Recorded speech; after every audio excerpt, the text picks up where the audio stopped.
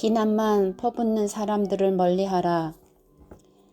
위험에 빠뜨리는 자가 되지 말라. 스스로 위험에 빠져서도 안 되고 남들을 위험에 빠뜨려서도 안 된다. 어떤 사람들은 자신과 다른 사람의 품격에 걸림돌이 된다. 항상 어리석은 일을 할 만반의 준비가 되어 있기 때문이다.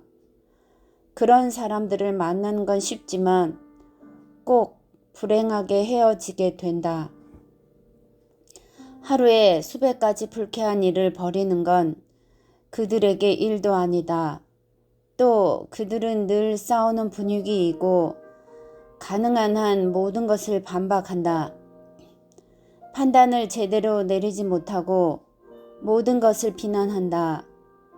그러나 지혜를 가장 많이 현혹하는 자들은 옳은 일은 전혀 하지 않으면서 온통 비난만 퍼붓는 사람들이다. 무례함이라는 넓은 나라에는 이런 괴물들이 가득하다. 현명한 사람들은 말을 절제할 줄 안다. 자제하는 사람은 분명 지혜롭다. 사람의 혀는 맹수와 같아 한번 풀어놓으면 다시 사슬로 묶기 어렵다. 혀는 영혼의 맥박이다.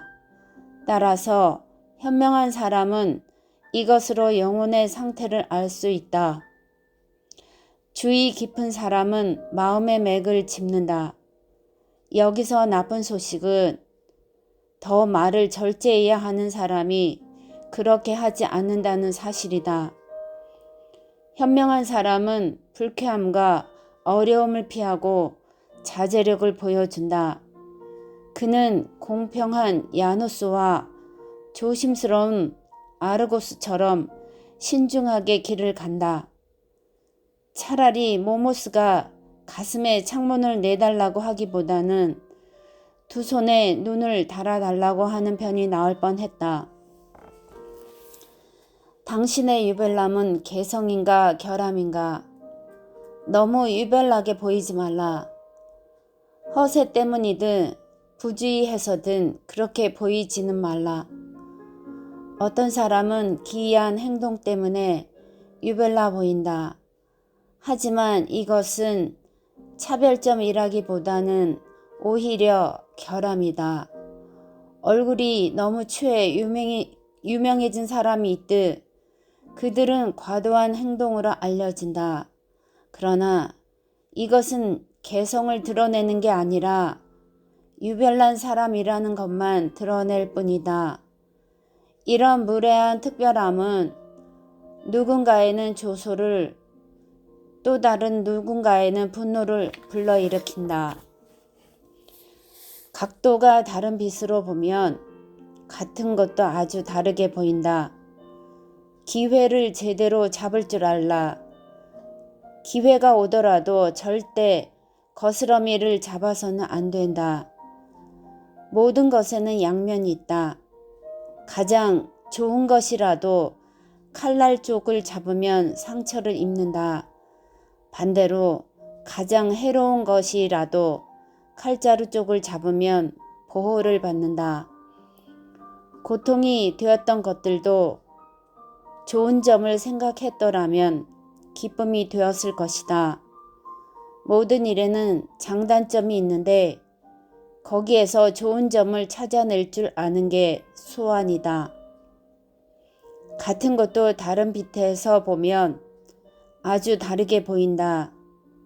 그러므로 좋은 점을 보아야 한다.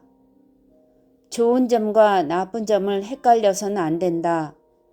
그래서 매사에 어떤 사람은 만족하고 또 어떤 사람은 고통스러워하는 것이다. 따라서 숨은 기회를 제대로 잡을 줄 아는 것은 불행을 막는 커다란 방어물이자 모든 시대에서 어떤 일을 하면서도 삶의 중요한 규칙이 된다.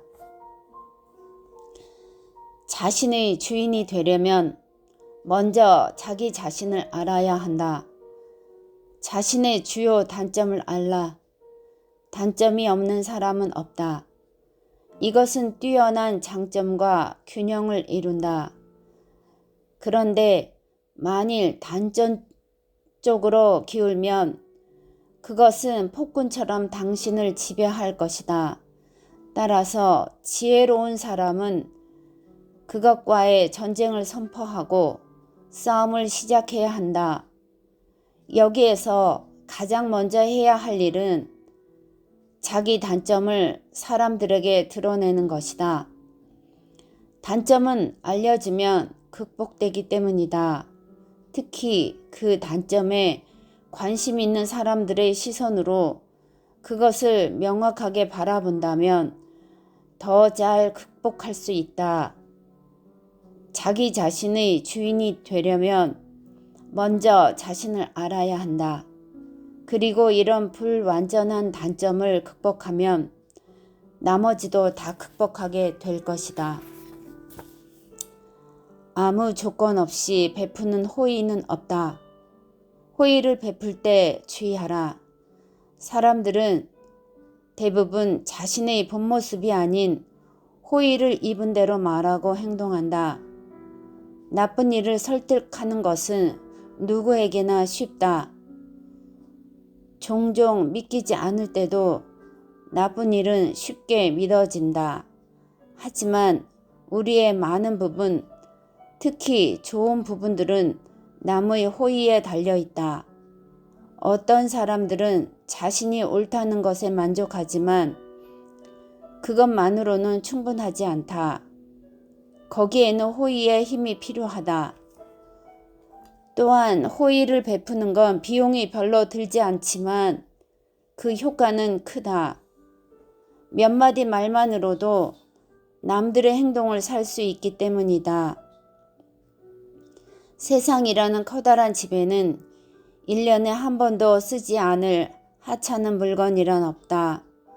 설령 그 가치가 작더라도 아주 필요할 날이 올 것이다.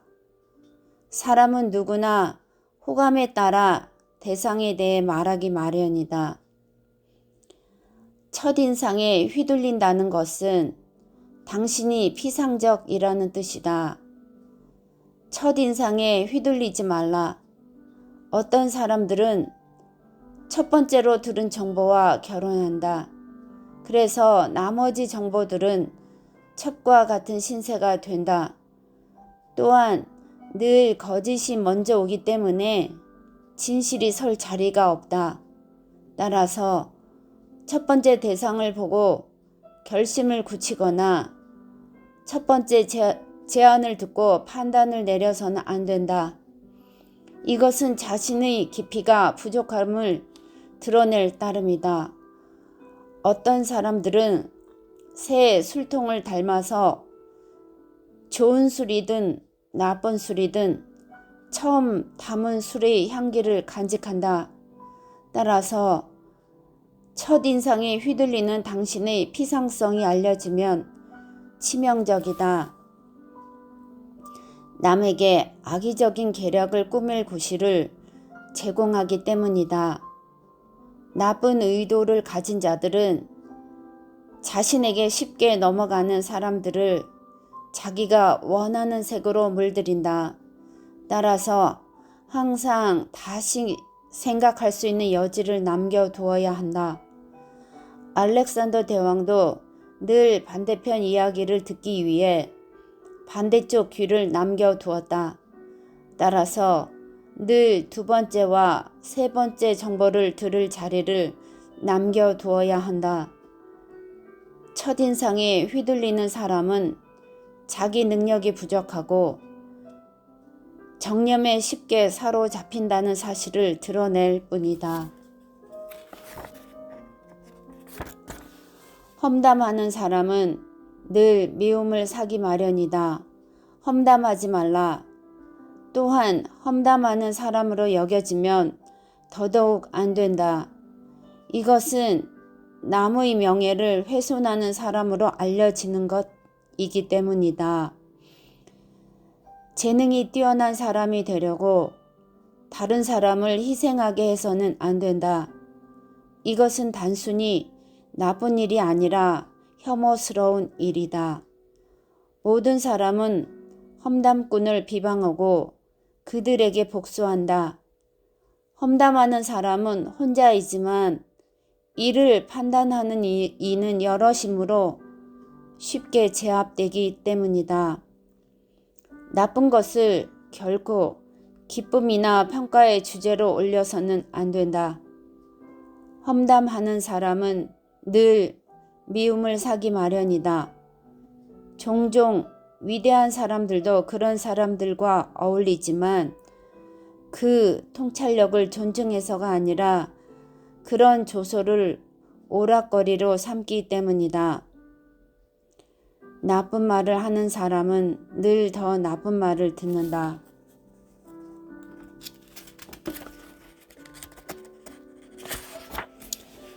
우리 삶을 온전하게 만드는 3가지 여정이 있다.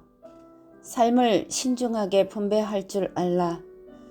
우연이 아닌 성견 지명과 사리 분별에 따라 그렇게 해야 한다. 휴식 없는 삶은 쉬어가는 여관이 없는 장거리 여행처럼 고통스럽다. 다양한 지식은 삶에 즐거움을 준다. 아름다운 인생의 첫 번째 여정은 죽은 자들과 대화하며 보내라. 우리는 자신을 알고 무언가를 배우기 위해 태어난다. 책은 진정으로 우리를 온전한 사람으로 만들어준다. 두 번째 여정은 살아있는 사람들과 보내라. 즉, 세상의 모든 좋은 것을 보고 주의 깊게 조사해야 한다. 단, 한 나라에서 모든 걸 찾을 수는 없다. 만물의 아버지인 신조차도 우리에게 선물을 나누어 주면서 때로는 가장 추한 사람에게 더 풍성하게 주었다. 세 번째 여정은 온전히 자기 자신을 위해 보내라. 최고의 행복은 철학을 하는 것이다. 너무 늦은 깨달음은 되려 고통이 된다. 제때 눈을 떠라. 보고 있다고 모두 눈이 뜨이는 건 아니고 눈을 뜨고 있다고 모든 걸 보는 것도 아니다. 그리고 늦게 얻은 깨달음은 도움이 아닌 고통이 된다. 어떤 사람들은 더는 볼 게 없을 때가 되어서야 보기 시작한다. 그들은 온전한 사람이 되기도 전에 집을 허물고 재산을 탕진한다. 의지가 없는 사람을 이해하도록 돕기는 어렵다. 그러나 이해력이 없는 사람에게 의지를 불어넣는 건 더욱 어렵다. 그들은 주위에서 비웃음을 사고 맹인 취급을 당하며 놀림거리가 된다. 그들은 이해할 수가 있는 귀가 먹어서 눈을 떠 보려 하지도 않는다. 하지만 때때로 무감각해지도록 남들을 부추기는 사람도 있다. 그들의 임무는 남들을 아무것도 아닌 존재로 만드는 것이기 때문이다. 눈이 먼 주인을 태운 불행한 말은 절대 살찌지 않는다.